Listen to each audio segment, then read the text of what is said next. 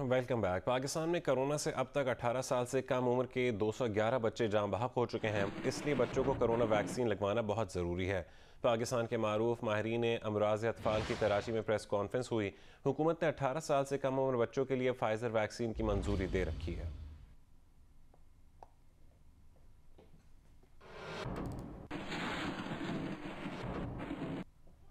Election commission ने Faisal Vawda नाअहली case में कहा है कि आइंदा समात पर हतमी दलाइल सुनेंगे। तमाम फरीक फैसल वावड़ा की इस दरख्वास्त पर जवाब जमा कराएं कि ये केस काबिल समात नहीं। फरीकैन की अगली समात पर तहरीरी दलाइल भी साथ लाएं। फैसल वावड़ा नाअहली केस की समात मेंबरान इलेक्शन कमीशन निसार दुरानी और शाह मोहम्मद जतोई पर मुश्तमिल बेंच ने की। दरख्वास्त गुजार कादिर मंदोखेल ने कहा कि ये केस जनवरी 2020 का है। कमीशन आकर उनके जूते घिस गए। फैसल वावड़ा के वकील ने कहा कि ये केस काबिल समात नहीं। उनकी दरख्वास्त पर फरीकैन ने अब तक जवाब जमा नहीं करवाया। Member election commission Shah Mohammad Jatoi ने कहा कि फरीकैन तहरीरी जवाब जमा करवाएं। केस जिस मामले पर इल्तवा का शिकार है उस पर बात करें। फैसल वावड़ा कौमी असम्बली की नशस्त छोड़कर सेनेटर बन चुके हैं। आरओ ने गलत काम किया तो उसे नहीं छोड़ेंगे। रशीद रिजवी के नुमाइंदे ने कहा कि एक ऐवान से बंदा नाअहल है, वो पार्लियामेंट से नाअहल हैं, पार्लियामेंट पे नहीं रह सकते।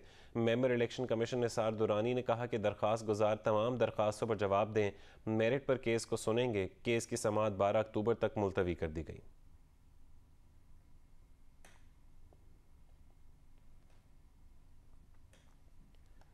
साबिक चेयरमैन सेनेट मियां रज़ा रब्बानी ने कहा है कि अमरीकी कांग्रेस और वज़ीर ख़ारजा का पाकिस्तान के साथ रवैया नाकाबिल कबूल है, उसकी मज़म्मत करते हैं।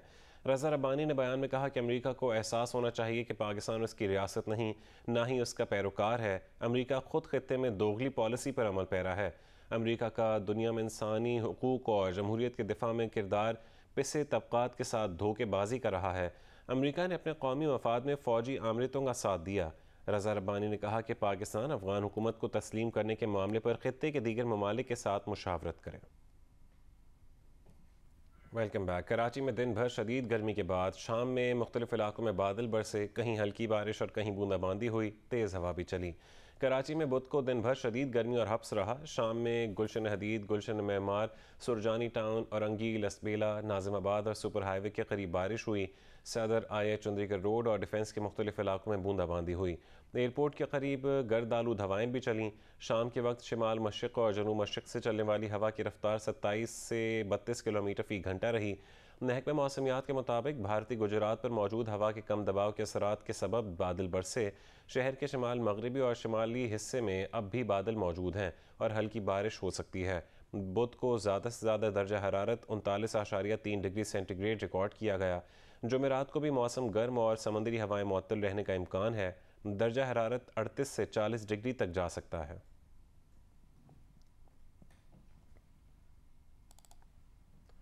पाकिस्तान रेलवे मजदूर ग्रैंड अलायंस के तहत कराची में रेलवे मुलाजमीन ने कैंट स्टेशन कार्गो से मरकजी दरवाजे तक एहतजाजी रैली निकाली। मुलाजमीन ने रेलवे की निजकारी न करने और बंद ट्रेनें चलाने का भी मुतालबा किया। मुजाहरे से मजदूर रहनुमा मंजूर रजी, नसीम राव, मंजूर मल्लाह और दीगर ने खिताब किया। मजदूर रहनुमाओं का कहना था कि वो रेलवे की निजकारी की मुखालफत करते हैं। रेलवे के अस्पताल और स्कूलों को फ़रोख्त नहीं होने देंगे। बंद ट्रेनों को दोबारा चलाया जाए। मजदूर रहनुमाओं ने कहा कि इस महंगाई में ये ना तनख्वाह बढ़ाई गई, ना अलाउंस में इजाफा हुआ। रेलवे मुलाजमीन के तमाम जायज़ मुतालबात को तस्लीम किया जाए। बुलेटिन में सबसे पहले आपको खबर दें, आलमी शोहरत याफ्ता अमरीकी जिमनास्ट सिमोन बाइल्स ने अमरीकी सेनेट की अदालती कमेटी के सामने समात में जिनसी हरासानी का शिकार होने की तस्दीक कर दी है। अमरीकी जिमनास्ट टीम की साबिक डॉक्टर लेरी नासिर हरासानी के इल्ज़ाम में उम्र कैद की सज़ा काट रहे हैं। अमरीकी जिमनास्ट ने कहा कि वो लेरी नासिर के साथ साथ पूरे सिस्टम को इस हरासानी का इल्ज़ाम देती हैं। अगर सिस्टम किसी हरासानी करने वाले शख्स को बच्चों को नुकसान पहुँचाने का मौका दे तो असरात नहायत बुरे होंगे। सिमोन बाइल्स के साथ अमरीकी जिमनास्ट टीम में उनकी साबिक साथियों एली राइजमैन और मिकेल मेरोनी भी सेनेट की अदालती कमेटी के सामने पेश हुई। उनके साथ साथ FBI के डायरेक्टर क्रिस्टोफर रे भी कमेटी में पेश हुए। सेनेट कमेटी में पेश होने वाले खातून खिलाड़ियों ने बताया कि उन्हें हरासानी की वजह से कितनी तकलीफ झेलना पड़ी। ओलंपिक्स में 4 गोल्ड मेडल हासिल करने वाली सिमोन बाइल्स ने मुतालबा किया कि हरासानी में मुलव्वस अफराद पर मुकदमा वफाकी हुकूमत चलाए। अमेरिका की जिमनास्टिक टीम के साबिक कप्तान एली राइजमैन ने कहा कि वो अब तक कुछ सवालों के जवाब तलाश कर रही हैं। उन्होंने FBI पर भी तनकीद की और कहा कि अगर तफ्तीश में खामियां दूर ना की गईं तो ये मज़ीद बहुत सी लड़कियों के लिए डरावना ख्वाब साबित हो सकता है।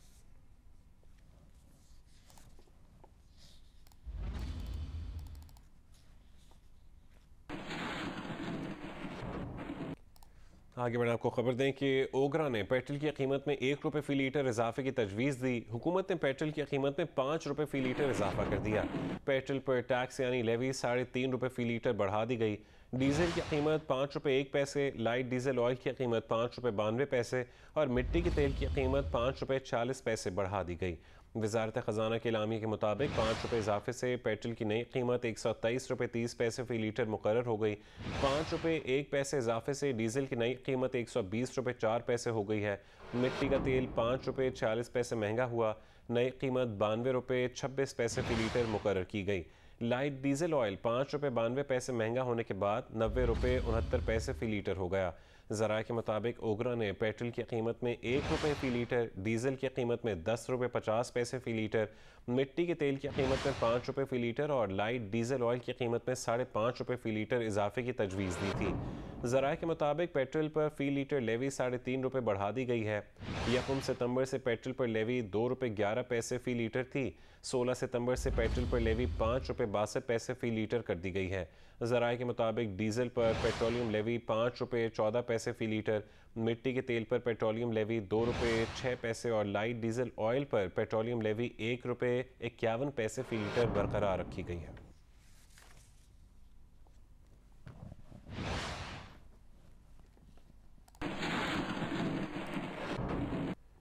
बिजली की तकसीमकार कंपनियों की जानिब से सार्फिन को ओवर बिलिंग साबित हो गई है। पावर इंफॉर्मेशन टेक्नोलॉजी कंपनी ने रिपोर्ट पावर डिवीजन को जमा करवा दी है।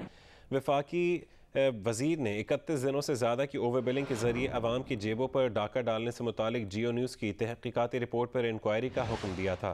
रिपोर्ट करेंगे इस्लामाबाद से सैफुर रहमान।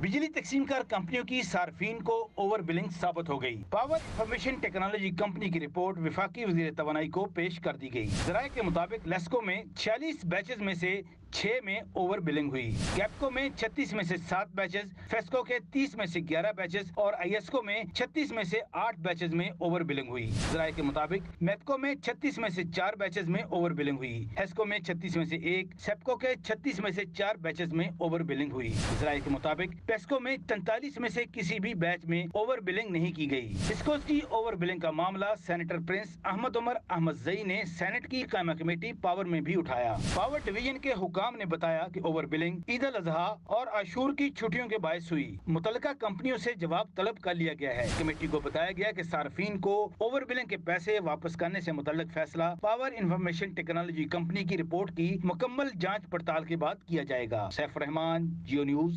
इस्लामाबाद। वज़ीर ख़ारजा शाह महमूद कुरैशी ने कहा है कि अगर तहरीक तालिबान पाकिस्तान दहशतगर्दी में मुलव्वस न होने का वादा करें और पाकिस्तान का आइन तस्लीम करें तो पाकिस्तान उन्हें माफ़ी देने पर गौर करने के लिए तैयार है। एक इंटरव्यू में उन्होंने कहा कि अफगान जेलों से TTP के कैदी निकलने की खबरों पर तशवीश है।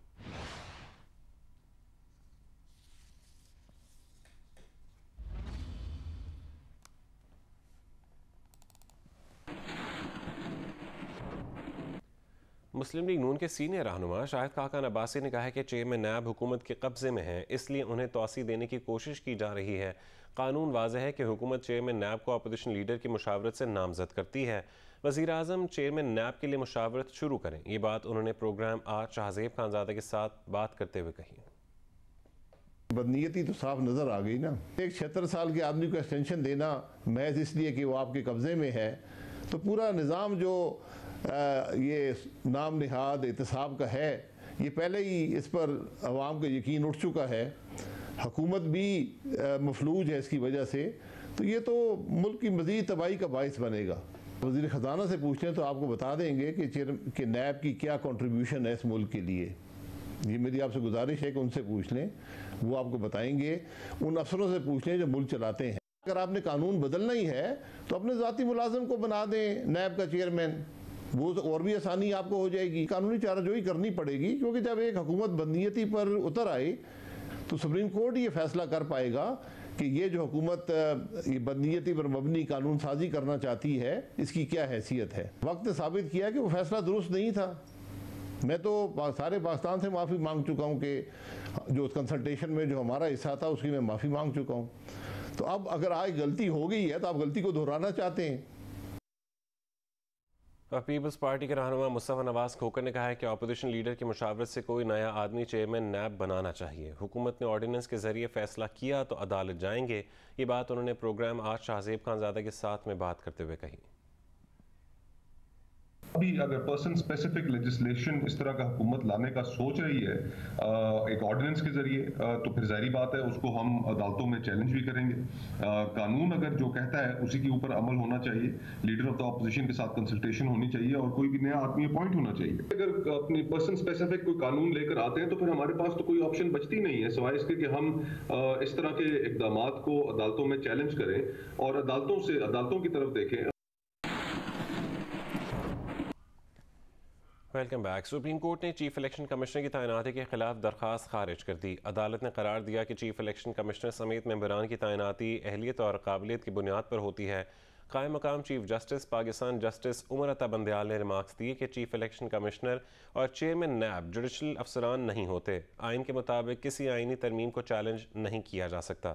रिपोर्ट करेंगी जियो न्यूज़ की नुमाइंदा मरियम नवाज। सुप्रीम कोर्ट में chief election commissioner Sikandar Sultan Raja की तैनाती के खिलाफ दायर दरख्वास्त पर समाअत जस्टिस उमर अता बंदयाल की सरबराही में 2 रुकनी बेंच ने की। सुप्रीम कोर्ट ने रजिस्ट्रार ऑफिस के एतराज़ात बरकरार रखते हुए दरख्वास्त खारिज कर दी। कायम मुकाम चीफ जस्टिस उमर अता बंदयाल ने दरख्वास्त गुजार से पूछा, क्या इलेक्शन कमीशन में इस वक्त कोई हाजिर सर्विस जज है? दरख्वास्त गुजार अली अजीम आफरीदी ने कहा, इस वक्त कोई हाजिर सर्विस जज इलेक्शन कमीशन में तैनात नहीं। कायम मुकाम चीफ जस्टिस ने कहा, आप कहते हैं रिटायर्ड ब्यूरोक्रेट को चीफ इलेक्शन कमिश्नर नहीं लगाया जा सकता और चीफ इलेक्शन कमिश्नर की तैनाती के लिए चीफ जस्टिस पाकिस्तान से मुशावरत होनी चाहिए। क्या आपने चेयरमैन नैब की तैनाती के केस का फैसला पढ़ा है? चीफ इलेक्शन कमिश्नर और चेयरमैन नैब जुडिशल अफसरान नहीं होते। आइन के मुताबिक किसी आइनी तरमीम को चैलेंज नहीं किया जा सकता। सुप्रीम कोर्ट ने करार दिया है कि दरख्वास्त गुजार ने 22वीं आइनी तरमीम की शिक 27 को चैलेंज किया। चीफ इलेक्शन कमिश्नर की तैनाती के खिलाफ दायर दरख्वास्त में ठोस ग्राउंड्स मौजूद नहीं। इलेक्शन कमिश्नर समेत मेंबरान की तैनाती अहलियत और काबिलियत की बुनियाद पर होती है। Maryam Nawaz, Geo News, Islamabad.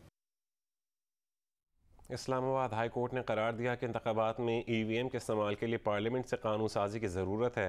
अदालत को कोई शक नहीं कि पार्लियामेंट तमाम खदशात का जायज़ा लेकर जो भी कानून साजी करेगी वो अवाम के मफाद में होगी। अवैस यूसुफजई की रिपोर्ट देखिए।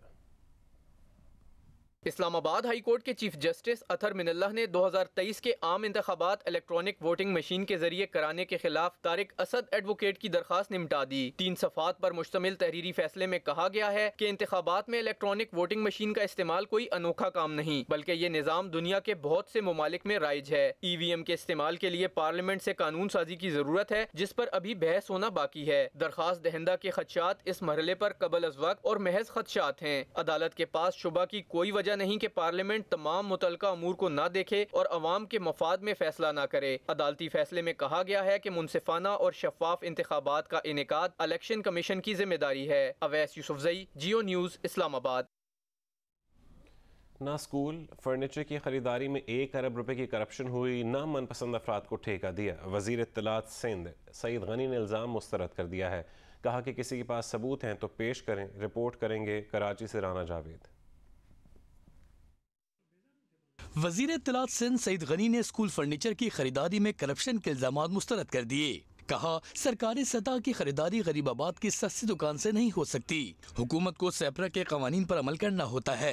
इस मामले में नैब समेत तमाम मुतल्लिक़ इदारे ऑन बोर्ड थे, जबकि खरीदारी के लिए बनाई गई कमेटी में साबिक़ गवर्नर मोइनुद्दीन हैदर और ट्रांसपेरेंसी इंटरनेशनल का नुमाइंदा भी शामिल था। इसके बावजूद करप्शन के इल्जाम लगाना और पुरानी तस्वीरें चलाना ज्यादती है।